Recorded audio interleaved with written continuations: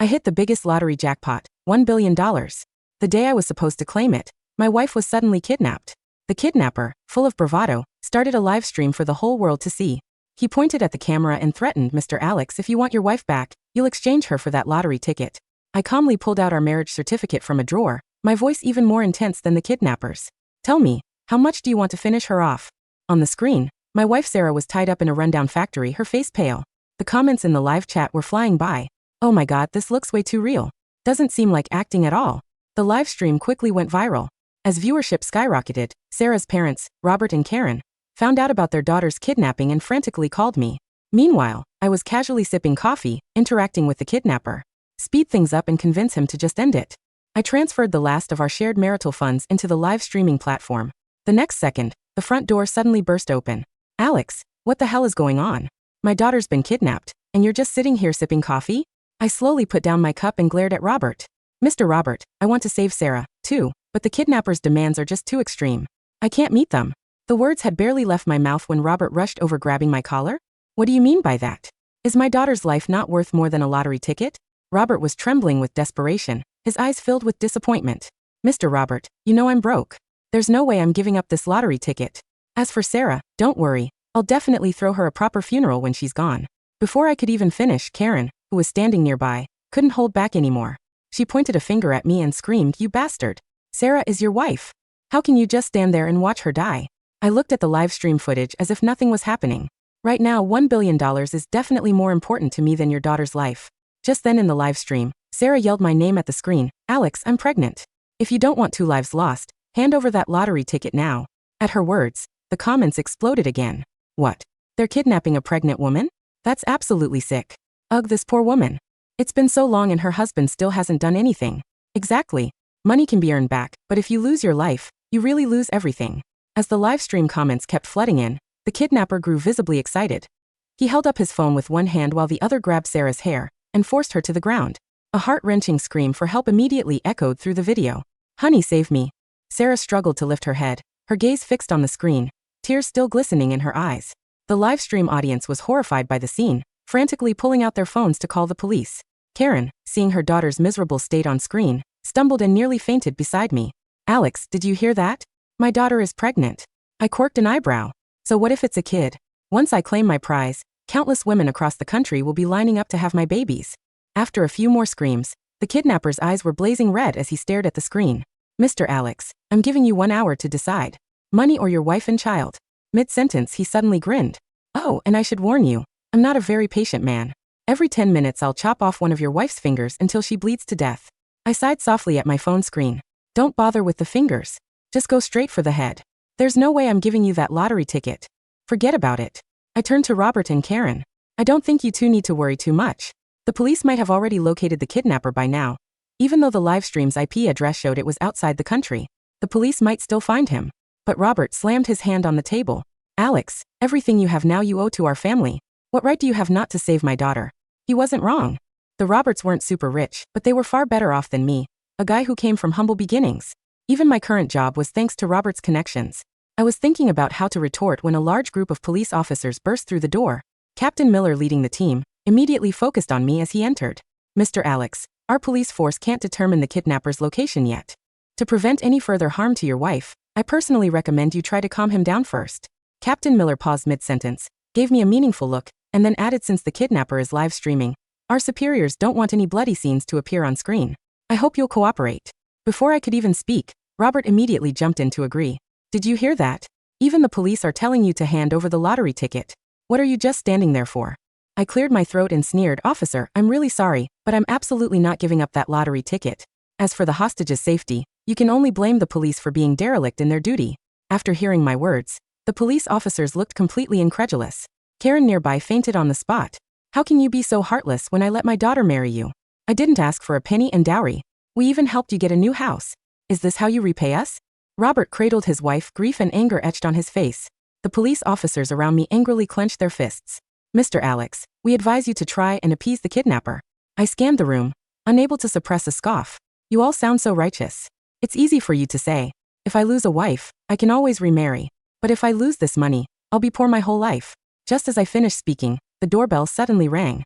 "Excuse me, is there a Mr. Alex here?" I have a package for you. I opened it to find a bloody finger inside. Seeing the sight, everyone gasped collectively. That has my daughter's wedding ring on it.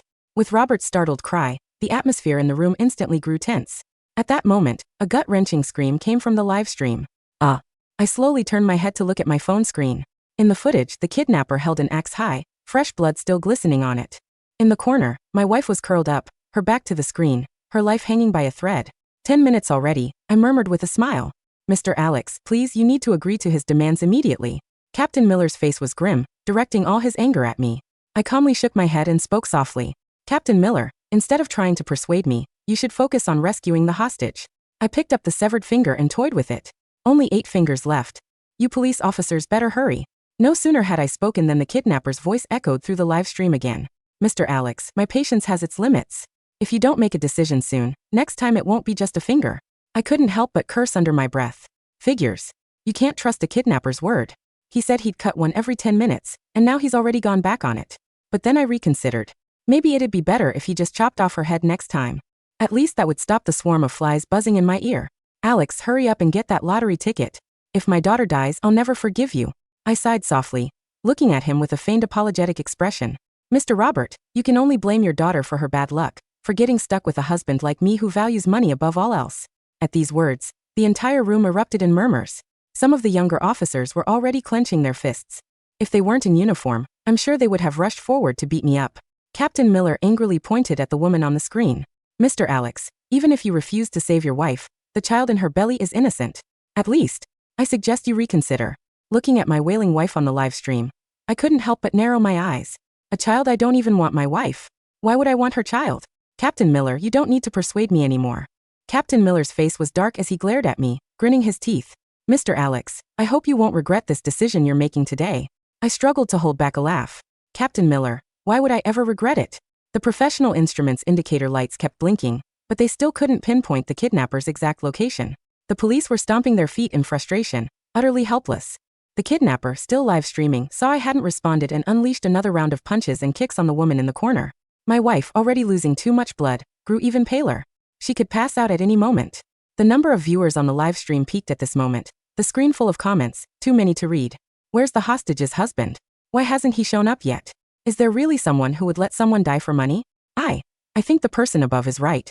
Her husband never intended to give up the lottery ticket. Otherwise, he wouldn't let the kidnapper harm the hostage. As time ticked by, the kidnapper gradually lost patience. He roared frantically at the screen. Mr. Alex, I'll count to 3. If you don't make a decision, believe me, I'll finish her off right now. I let out a deep sigh and pulled out my phone in front of everyone. The call was answered instantly, and my voice broadcast through the live stream was heard clearly by everyone online. Mr. Alex, it seems you still can't bear to lose your wife. The kidnapper's tone was exceptionally smug. I bit back a smile. As long as you hand over the lottery ticket, I guarantee I'll send your wife back unharmed. At this point, the onlookers watching on screen all thought I would give up the massive jackpot for my wife. But what I said next completely stunned everyone. Hey kidnapper, I think you've misunderstood. I just called to tell you to stop dragging your feet and get on with it. I'm in a hurry to claim my prize. The kidnapper had never expected me to say something so outrageous in front of tens of millions of people. Froze on the spot, after a long pause, he forcefully swung an iron hammer at my wife's head, slamming it down hard. There was a sickening thud, and the scene fell into a dead silence. No one had imagined that I would call the kidnapper just to provoke him into killing her. Alex, you animal. You killed my daughter. I'll make you pay. Robert grabbed a fruit knife from the coffee table and lunged at me. The scene instantly descended into chaos. I, the orchestrator of it all, remained perfectly composed, sitting on the sofa. Mr. Robert, I advise you to calm down. The police are all watching. The first to react was Captain Miller. He quickly blocked me grappling with Robert, who was holding the knife. Seeing the scene unfold, I couldn't help but chuckle. Mr. Robert, the dead cannot be brought back to life. My condolences. Robert was pinned to the ground by the police, his eyes bloodshot as he roared at me. Alex, not only did you refuse to save her, but why did you deliberately provoke the kidnapper and cause my daughter's death? You owe me an explanation today. I crossed my legs, looking down at him with a smirk. Explanation? There's nothing to explain. I stand by what I said.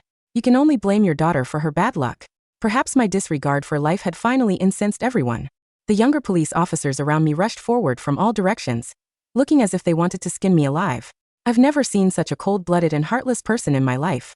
You're 10, even 100 times worse than a murderer, Alex. You disregard life. You disregard the law. Today, even if it costs me my badge, I will bring you to justice. In an instant, everyone was enraged. Even Captain Miller, who was closest to me now, looked at me with a furious expression. I glanced at the number of live stream viewers, a subtle smile playing on my lips. Just as the handcuffs were about to click around my wrists, I suddenly shouted at the crowd of police officers. Wait! I need to talk to your captain. Captain Miller slowly walked up to me, looking confused. Go on. What else do you have to say to defend yourself? I sighed softly, my tone calm and even. Captain Miller, it's been a while, hasn't it? The next second the seasoned officer's eyes widened, staring at me in disbelief. How do you know my name? I spoke coldly, in a voice only he and I could hear.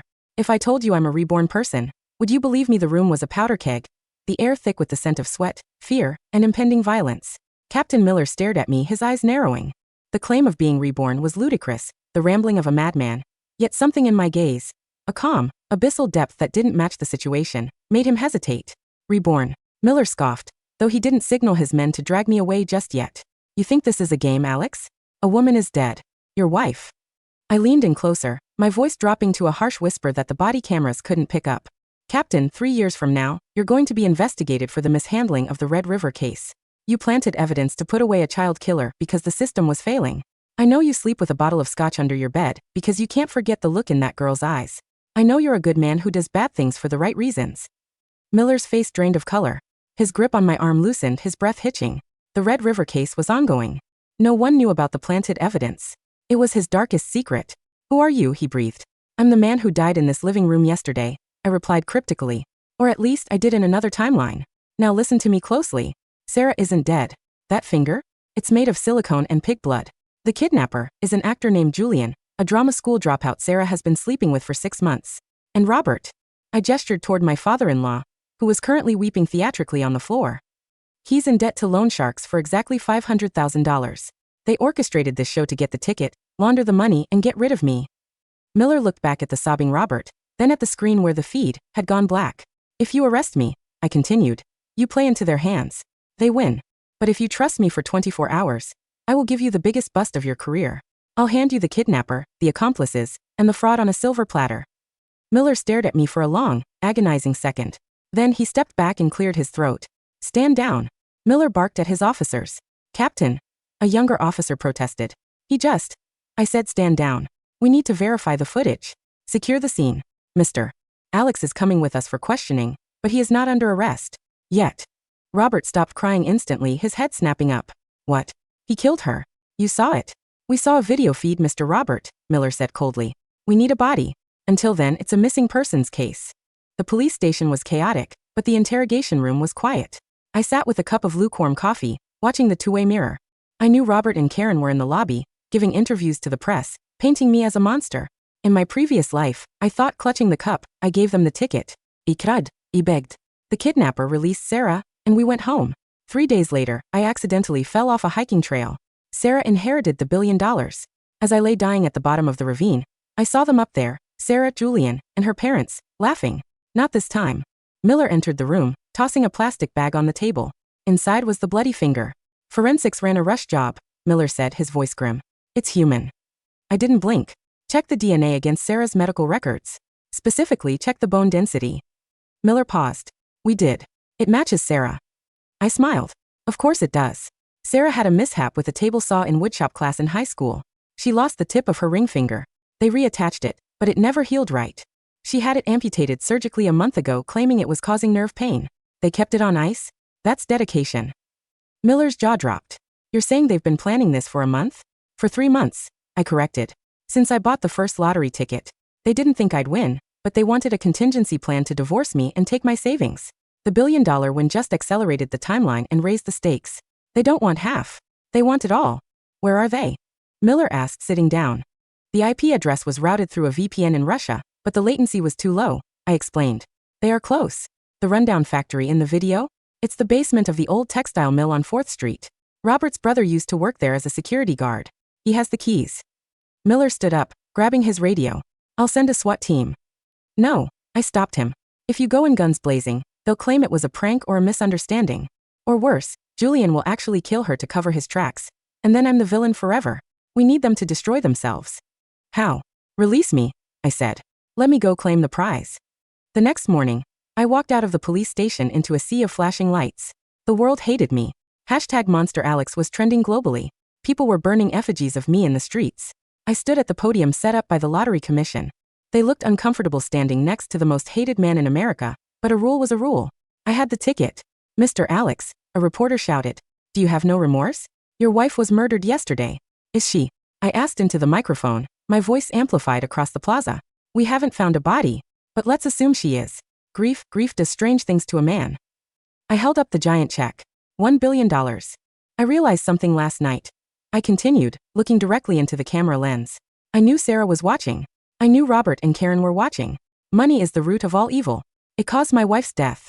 If I keep this money, I am profiting from her murder. A hush fell over the crowd. So, I have made a decision. I am not keeping a cent. I pulled out a lighter. The crowd gasped. I am donating the entire post-tax lump sum, roughly $600 million, to the National Foundation for Canine Depression.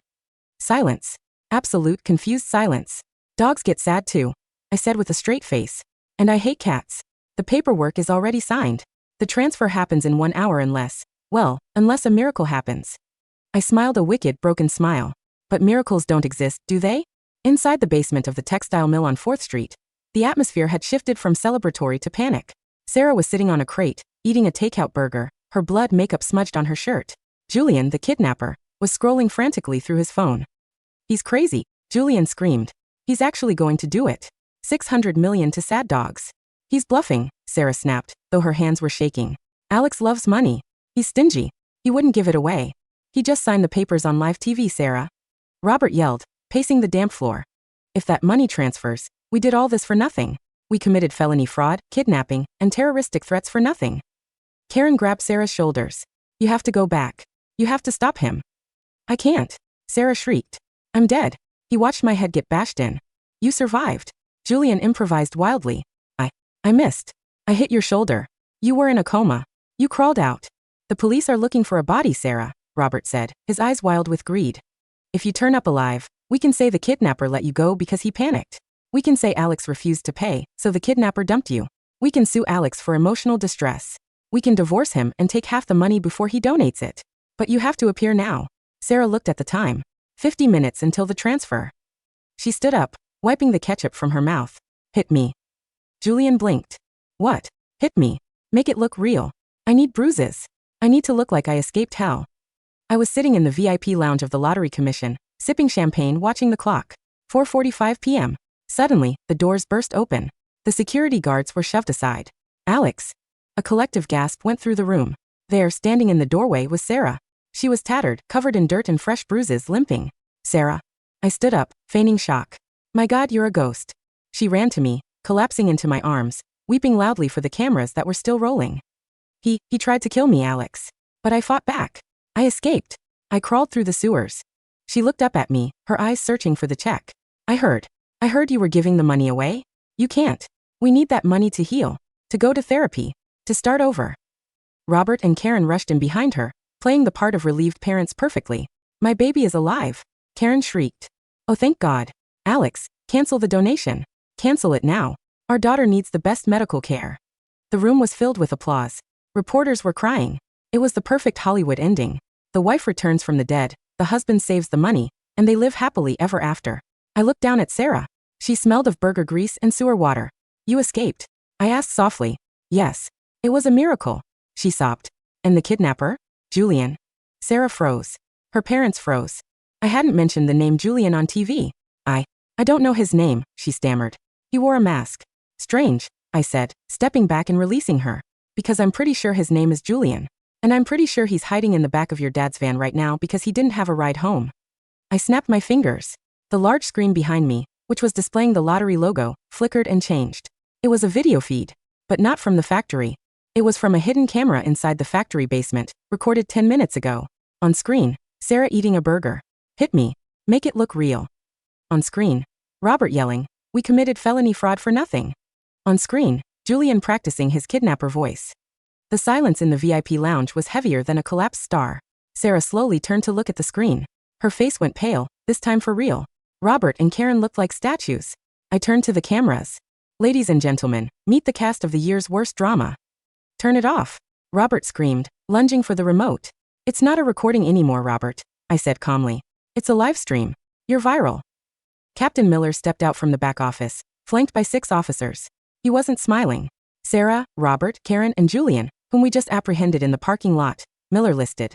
You are all under arrest for conspiracy to commit fraud, extortion, filing a false police report, and domestic terrorism. No. Sarah screamed, backing away. He made me do it. Alex made me do it. Save it for the judge, Miller said, handcuffing her. Karen fainted, for real this time. Robert tried to run but was tackled by a tackle football-sized officer. As they dragged Sarah away, she thrashed and screamed, her mask of the victim completely falling away to reveal the vicious, greedy woman beneath. It's my money. I suffered for it. Alex, you bastard. You knew. You knew the whole time. I walked over to her as the officer held her by the arm. I didn't just know, Sarah, I whispered, leaning into her ear. I lived it. And in the last life, you didn't miss with the hammer. Enjoy prison. I hear the food is terrible. She stared at me with wide, terrified eyes as if looking at a demon, before being shoved into the police car. 1 month later, the scandal had been the biggest news story of the decade. The lottery hoax was already being made into a Netflix documentary. I sat on the deck of my new villa in the Amalfi Coast, overlooking the ocean. The sun was setting, painting the sky in hues of violet and gold. My phone buzzed. It was a text from Captain Miller. Miller, they all took plea deals. 20 years for Sarah and Julian. 15 for the parents. They turned on each other instantly. Also, we found the Red River, evidence where you said it would be. I turned it in. I'm suspended pending investigation, but I can sleep at night now. Thanks. I put the phone down. I still had the money. The Sad Dog charity was a shell corporation I controlled. A little trick I picked up in my previous life's financial desperation. The money was mine. All of it. I took a sip of the finest wine money could buy. The sea breeze felt real. The money felt real. And for the first time in 2 lifetimes, I felt free. I wasn't a hero. I wasn't a villain. I was just a man who refused to be the victim in his own story. To new beginnings. I toasted to the empty air. I drank, and the silence was beautiful.